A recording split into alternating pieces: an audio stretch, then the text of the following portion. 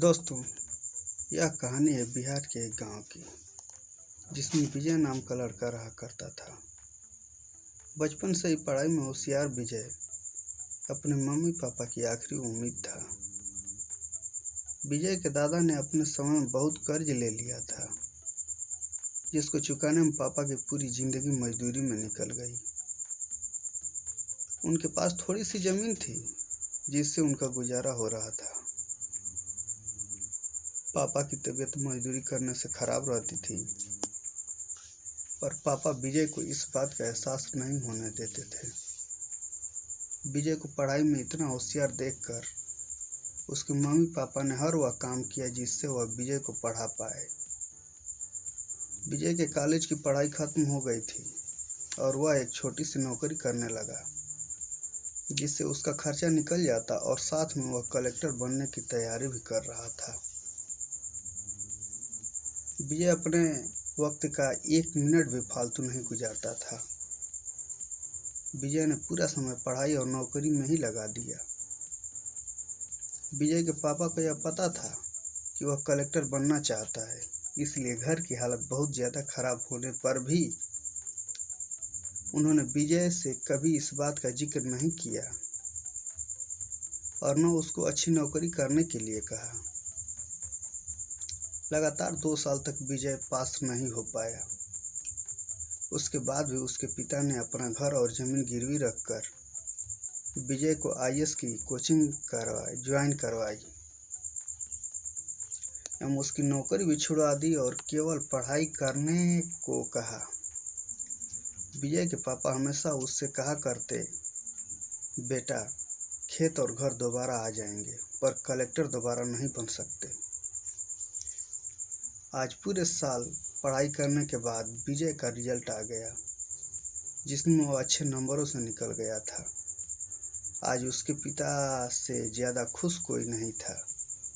ऐसा लग रहा था जैसे विजय का सपना पूरा होने वाला है, पर भगवान को कुछ और ही मंजूर था।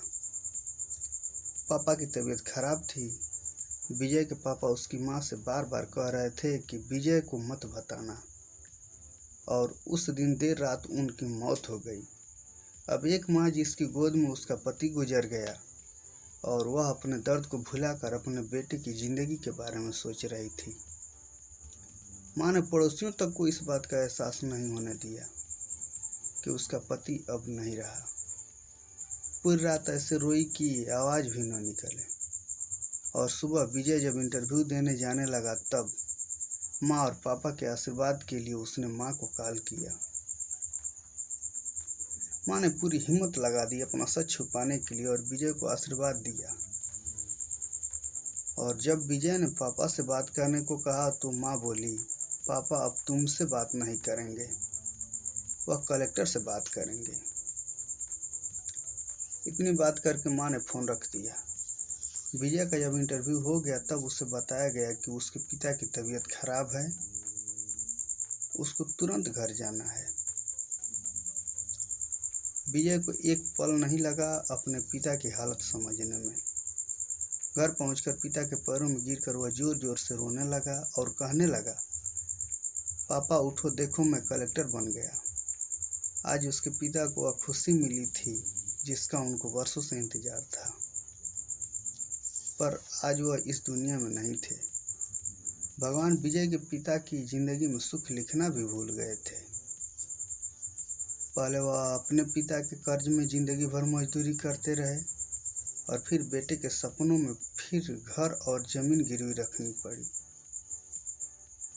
विजय के पिता का कर्ज अभी समाप्त नहीं हुआ था। वह जिंदगी में कर्ज लेकर आए और कर्ज लेकर चले गए। विजय के पिता को भले ही जिंदगी में कुछ हासिल न हुआ हो, पर वह अपने लड़के को इस काबिल बना गए कि वह अपनी 7 पुश्तों को बैठे बैठे खिला पाए। विजय की माँ ने जो उस रात किया, जिसको करने का जज्बा बहुत कम लोगों में होता है। जब विजय कलेक्टर बनकर घर आया तब माँ ने विजय से कहा, बेटा, तुम आज इतने बड़े बन गए हो कि हजारों गरीबों का भला कर सकते हो। जब भी तुम्हारे सामने कोई गरीब मदद मांगने आए तो अपने पिता और मेरे बारे में सोचना। मैं तुम्हारे बराबर पढ़ी लिखी और समझदार तो नहीं हूँ, पर इतना जरूर जानती हूँ कि गरीब आदमी की बहुत मजबूरी होती है। तुम कभी किसी का बुरा मत करना। शिक्षा। दोस्तों, इस कहानी से हमें यह शिक्षा मिलती है कि वक्त कितना भी खराब हो, हम उसे बदल जरूर सकते हैं। माँ और बाप के एहसानों को हम कभी नहीं उतार सकते हैं, पर हम अपने कर्मों से उनकी इच्छा जरूर पूरी कर सकते हैं।